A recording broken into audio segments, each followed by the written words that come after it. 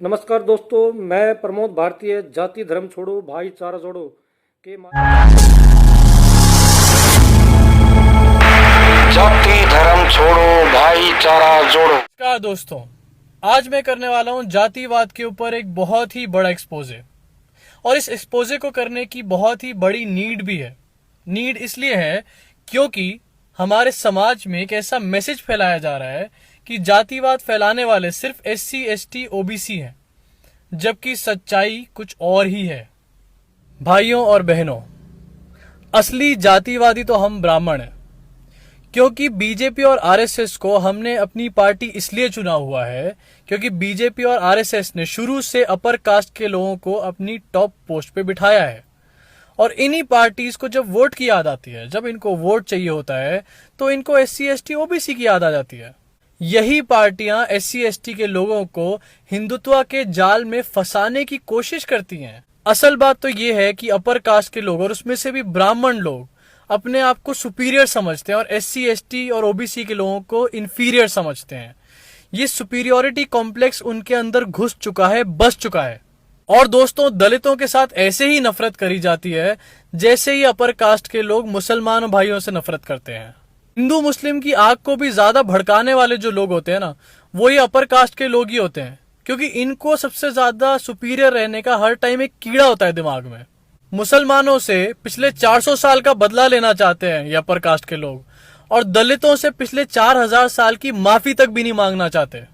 RSS इस बात को बखूबी जानता है कि जिस दिन आरएसएस ने अपनी टॉप पोस्ट पे किसी दलित को बिठा दिया या किसी बैकवर्ड को बिठा दिया, उसी दिन अपर कास्ट का और खासकर से ब्राह्मण लोगों का आरएसएस और बीजेपी से बिल्कुल ही मोहभंग हो जाएगा। मतलब एक दलित देश का प्रधानमंत्री तो हो सकता है, लेकिन एक दलित आरएसएस का चीफ नहीं बन सकता कभी भी। अच्छा, जो चालाक ब्राह्मण होते हैं वो तो बीजेपी आरएसएस की इस चाल को समझ जाते हैं, लेकिन जो सीधे साधे ब्राह्मण होते हैं, जिनका दिमाग हर टाइम पॉलिटिक्स में नहीं रहता, उनको ये चालाक ब्राह्मण आके बहलाते हैं, फुसलाते हैं, भड़काते हैं। व्हाट्सएप के थ्रू, सोशल मीडिया के थ्रू उन तक ऐसी बातें पहुंचाते हैं, उनके दिमाग में ऐसी बातें फीड करते हैं जिससे उनके अंदर का ब्राह्मणवाद और भड़के और उजागर हो।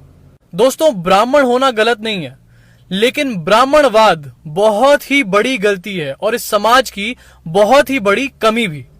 ये चालाक ब्राह्मण एक तरीके से पूरे अपर कास्ट के लोगों को ये समझाते हैं कि भाइयों देखो, तुम्हारी जात के, तुम्हारी बिरादरी के लोग जो हैं वो IAS, ब्यूरोक्रेट, पॉलिटिशियन सब जगहों पे टॉप सीट पे बैठे हुए हैं। यहाँ तक कि जर्नलिज्म में भी वही लोग टॉप सीट पे बैठे हुए हैं। तो गर्व महसूस करो अपने आप पे। और ये बातें बोल के उनके अंदर का ब्राह्मणवाद या उनके अंदर का अपर कास्टिज्म को भड़काया जाता है।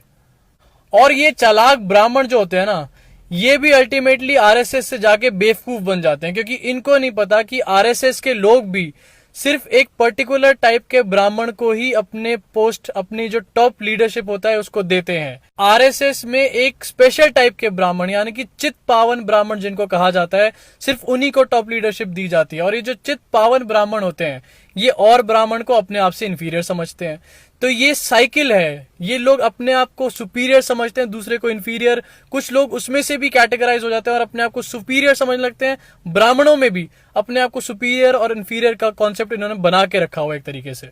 बहुजन समाज और SC ST और OBC समाज के वो लोग, अल्पसंख्यक समाज के वो लोग जिनको आरएसएस की ये टेक्निक बहुत पहले समझ आ चुकी थी, जिन्होंने बहुत पहले अपने लोगों के लिए अपनी पार्टी बना ली थी, आज की डेट में आरएसएस ने उन्हीं लोगों को जातिवाद पॉलिटिशियंस के नाम से टैग कर रखा है। मतलब सबसे अच्छी बात तो यही है, पहले तो खुद जातिवाद पार्टी बनो, उसके बाद जब और लोगों को समझ आ जाए सच बात, और लोग अलग जाके अपना दल बना लें, अपने लोगों को मदद करने के लिए पार्टी बना लें, तो उन्हीं का नाम जातिवादी पार्टी रख दो। मतलब पहले जातिवाद को खुद बढ़ावा दिया, और उसके बाद जिन लोगों को ये बात समझ आ गई, उन लोगों ने जब अपने लोगों के लिए काम करना शुरू करा, अपने लोगों को आगे बढ़ाने की कोशिश करी, तो उन्हीं को जातिवाद का टैग दे दिया। दोस्तों, ये बात आप लिख के रख लीजिए, गांठ बांध दीजिए। जिस दिन बीजेपी और आरएसएस इस जातिवाद को खत्म कर देंगी, इस जातिवाद की पॉलिटिक्स को खत्म कर देंगी, हमारे देश से, हमारी सोसाइटी से जातिवाद अपने आप ही खत्म होने लग जाएगा, उसका सर्वनाश शुरू हो जाएगा। नेशनल दस्तक पर दिए अपने इंटरव्यू में जिसमें शंभू जी ने मेरे से एक एक्सपोजे कराया था ब्राह्मणों के ऊपर, अपर कास्ट के ऊपर।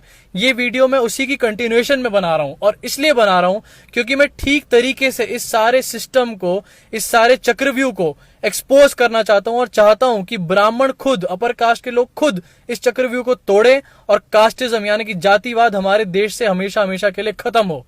दोस्तों, आरएसएस का राज होगा तो हिंदू राष्ट्र बनेगा, और हिंदू राष्ट्र में साफ सिंपल सा सिस्टम चलेगा, सबसे ऊपर ब्राह्मण और सबसे नीचे दलित।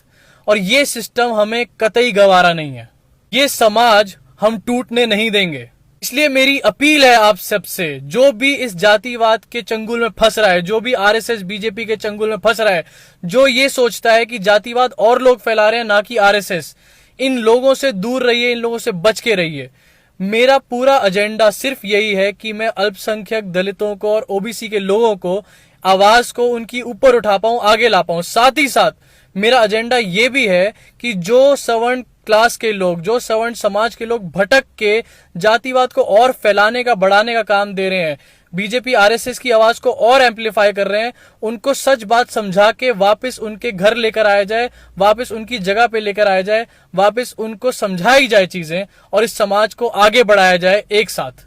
ऐसे ब्राह्मण, ऐसे अपर कास्ट के लोग जो आरएसएस की चाल में आके अपने घर के बच्चों का आने वाला कल खराब कर रहे हैं, सिर्फ इसलिए क्योंकि वो जातिवाद के नाम पे डिवाइड क्रिएट कर रहे हैं, उनको ये चीज समझनी होगी कि इस पूरे चक्रव्यूह को वही तोड़ सकते हैं और कोई नहीं।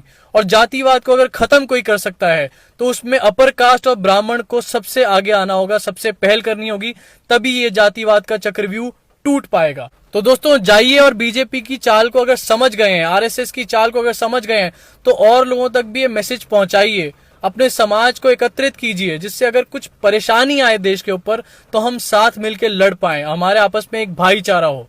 अभी के लिए सिर्फ इतना ही। धन्यवाद। जय हिंद।